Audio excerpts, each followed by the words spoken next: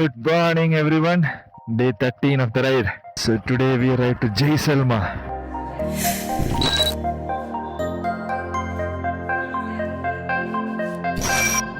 It is freaking cold, man. And today also I forgot to take out the woolen gloves from the luggage. So just warming up my hands before we start. So it's showing around 260 to 70 kilometers from here, 5 hours, and I staying there for 3 nights. So what I thought it is that, pardon? Bengaluru से अभी 13th day है. जैसलमेर जा रहे हैं.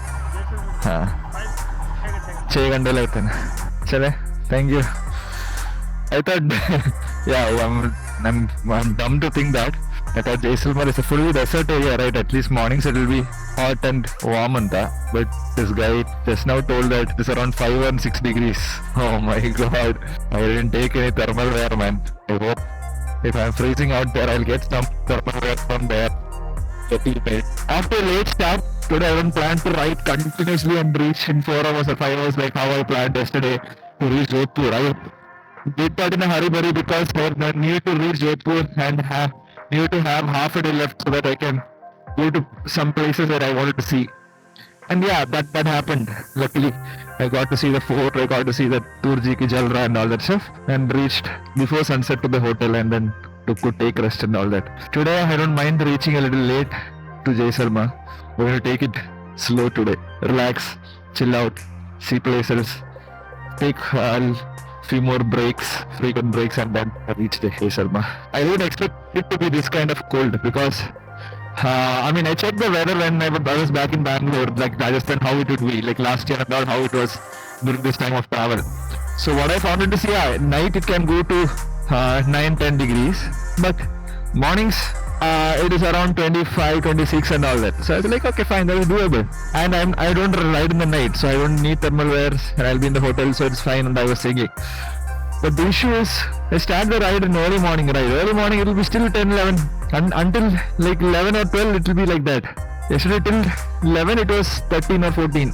My major part of the ride happens till 11, 12, where I'll ride for long distances. Later part of the day I cover it slow.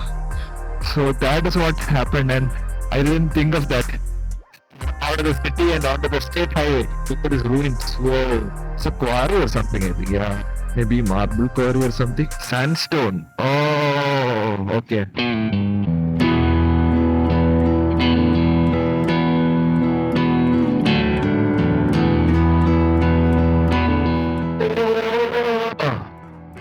Don't crash. We are in the national highway, but this national highway lasts for only a few kilometers, I think. After that, Google is asking us to take a deviation to the state highway, because following this national highway will have like 30 or 40 kilometers more. If you take the state highway, then you can save that much of time, but again, it's going to be remote. And along this national highway is Pokhran, India's nuclear bomb testing site. I wanted to go there and visit the museum, but it'll take a lot of time. So anyways, I thought on our way back to Ajmer, from Jaisalmer to Ajmer, we are taking the highway, Pokhran highway. A plate of poha and a cup of hot chai was a perfect start to that cold morning. The further west I'm riding, the further it is getting cold. Too cold for comfort. So usually when I start riding around 7 or 8, I'll ride for 1.5 hours continuous, and then only take a break for eating or drinking or going to the washroom or something like that. But within half an hour itself, 8 o'clock I started, 8:30 I stopped. Because of the cold, I wanted to go to the washroom at first thing. Second thing, it was getting very cold. So I thought before heading out, I'll take some time, let the sun come up, let it warm up a bit, and then I'll start on that. Because it's freaking cold. Had a nice plate of poha and chai. Let's head further west. There's already sand everywhere. The long stretches of the road to the desert were a joy to ride in the cold morning. It's a tar, right? Oh, nice. It's a desert tar or something like that. It is called. I don't know. Huge it is. And that's also responsible for killing riders. And I heard that they jump out of nowhere and then hit you and then hit die. Here also sandstone mining, I think. As I headed more and more west, the vegetation started to clear and sand started to take over the terrain. It is getting too cold, man. So, plan was to go take the state highway, right? But the thing is, when I reached the junction, which is supposed to take a left and go to the state highway, the national highway and the state highway showed the same amount of ETA. So it's like, what's the difference? There is like 30 to 40 kilometers difference in the distance. So I was pretty sure that 30 to 40 kilometer would be very bad.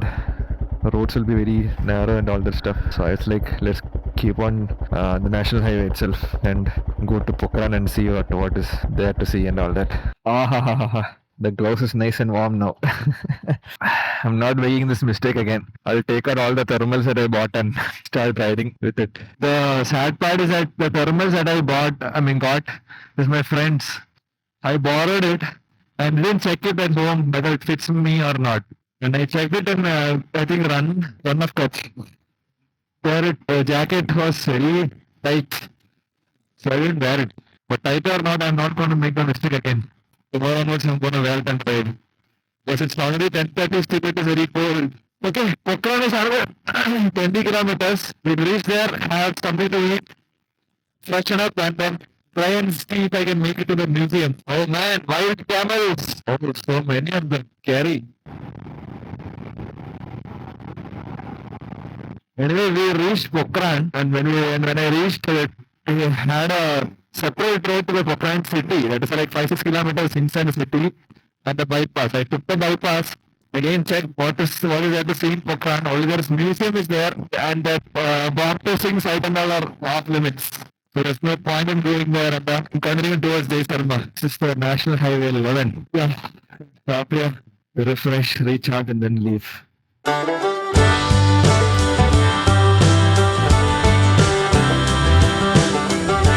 A plate of hot paratha and a glass of garma garam chai was one of the best feelings I had on that cold winter morning.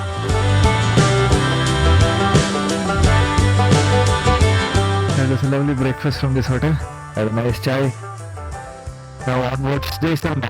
A little bit of a bummer. I used to keep my phone for GPS here, right?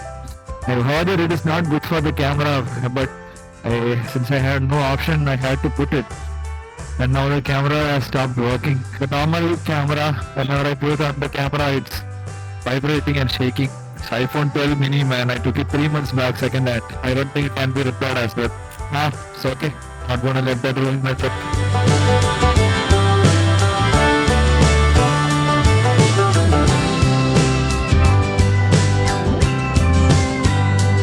JAISALMER 3 kilometers. We are entering JAISALMER territory. Yes. This is a scam here. I was warned of this. People will come and try to sell you stays and all that. They will tell that the place you have booked is closed or far from the city or not safe and all that stuff, and they'll try to sell you their own thing. So be careful of that. So make prior bookings and then come off. Don't try to come here and then make a booking. Okay, it is somewhere in this road. Wow, I think that's above what you see is the Jaipur Fort. JAISALMER Fort. Looks like Middle East, man.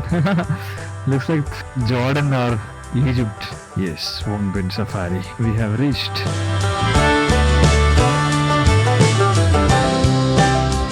Since the fort was very close to the place of stay, I decided to go for a walk and take a look around the JAISALMER Fort.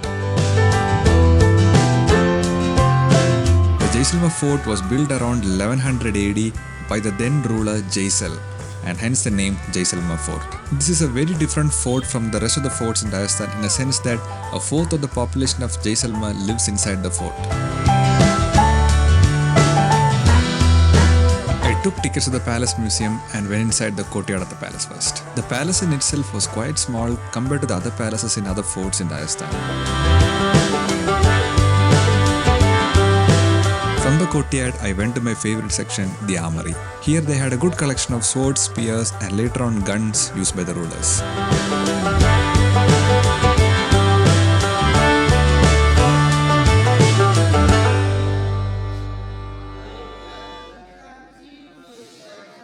There weren't many informative boards in the JAISALMER Fort, so I couldn't figure out what's what, but this one looks like a conference room of sorts.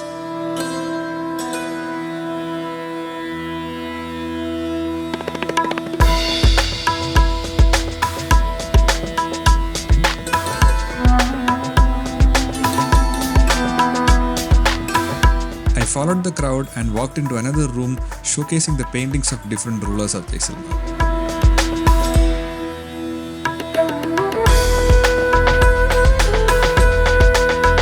I followed the crowd through narrow passages that led to different rooms of the palace.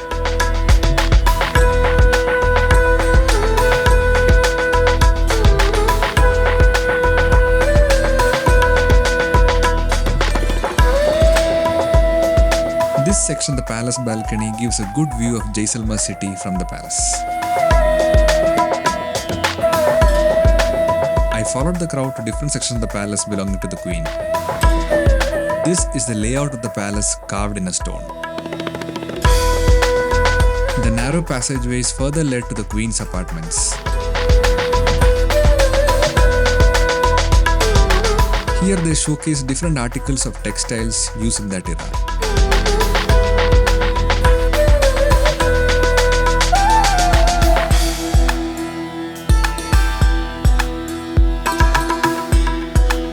I followed the signboards to another section filled with paintings and pictures.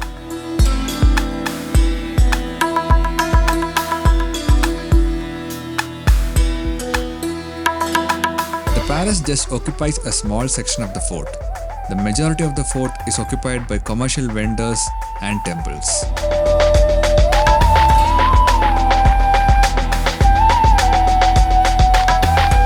There's a whole town inside the fort where the streets are filled with souvenir shops, textile shops, handicraft shops, hotels, eateries, hostels, and plenty of other options.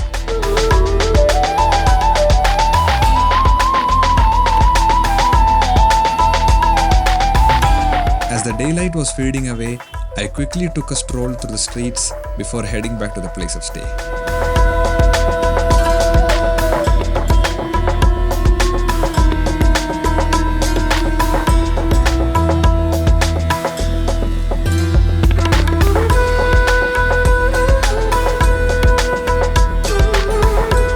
Before walking back to my hostel, I took a quick look at the majestic JAISALMER Fort as the sun was setting in for one last time.